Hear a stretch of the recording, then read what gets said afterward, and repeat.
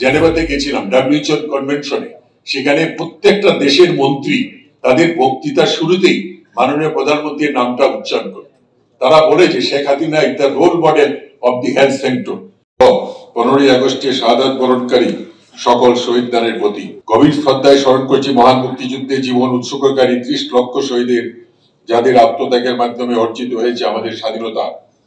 সুধীমণ্ডলী, বিশ্ব জনসংখ্যা দিবস 2024-এর আলোচনা ও পুরস্কার বিতরণ অনুষ্ঠানে আসতে পেরে আমি অত্যন্ত আনন্দিত। আপনারা জানেন আজ বিশ্ব জনসংখ্যা দিবস।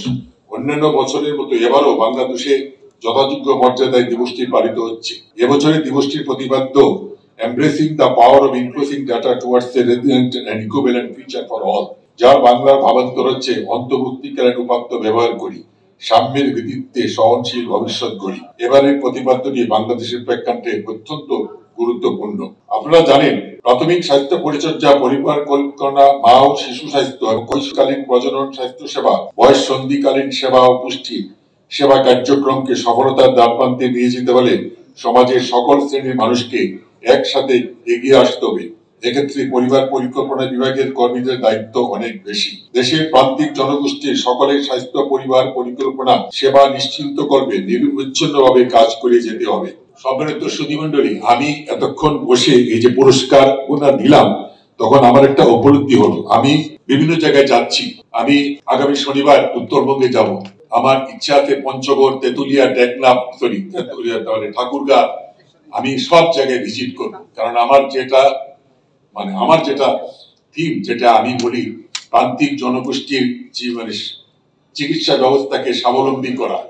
প্রত্যেকটা উপজেলার স্বাস্থ্য কেন্দ্রে গিয়ে আমি যেটা সবচেয়ে প্রথমে দেখি সেটা হলো যে ANC অ্যান্টিনেটাল চেক আপ, গর্ভকালীন মায়েরা কতগুলো চেক আপ করতেন, কোথায় কোথায় ইনস্টিটিউশনাল ডেলিভারি হচ্ছে, কোথায় সিজারিয়ান বেশি হচ্ছে। আমরা যদি সিজারিয়ান, অনেক জায়গায় আমাকে বলা হয় যে স্যার যেহেতু আগে সিজার হয়েছে তাই সিজার করতে হবে। That is not the answer. আগে কেন হলো সেই রুটটাও খুঁজে নিতে হবে। আমরা যদি রুট থেকে কাজ শুরু করতে পারি তাহলে আমরা সিজারের সংখ্যা কমিয়ে নিয়ে আসতে পারবো ডেফিনেটলি, এবং মাতৃ মৃত্যুর হার, শিশু মৃত্যুর হার অনেক কমিয়ে নিয়ে আসতে পারবো।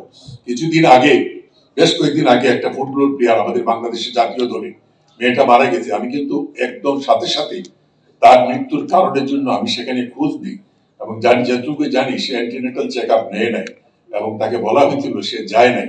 সুতরাং আপনাদের কাছে যারা এই গ্রাম পর্যায়ে কাজ করে তাদের কাছে আমার বিনীত অনুরোধ, আপনারা মানুষকে, গর্ভবতী মাদেরকে বুঝান, আপনারা মনিটর করে যেন এই এএনসিটা ঠিক মতো হয়, 4 বার করতে হয়, সেটার জন্য ঠিক মতো চলে এবং তারা যেন ঠিক মতো সময় মতো কমিউনিটি ক্লিনিক হোক, আসুক, উপজেলা হেলথ অফিসে যাক।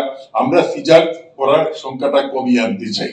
যত কমিয়ে নিয়ে আসতে পারবো ততই মঙ্গল। এটা হলো। আর আপনারা জানেন এই কমিউনিটি ক্লিনিক, এই মাতৃমৃত্যু হার, শিশু মৃত্যু হারের জন্য আজকে মাননীয় প্রধানমন্ত্রী শেখ হাসিনা বিশ্বে একজন অত্যন্ত সমাদৃত ব্যক্তি হিসাবে চিহ্নিত হয়েছেন। আমি কিছুদিন আগে জেনেভাতে গেছিলাম ডব্লিউএইচও কনভেনশনে।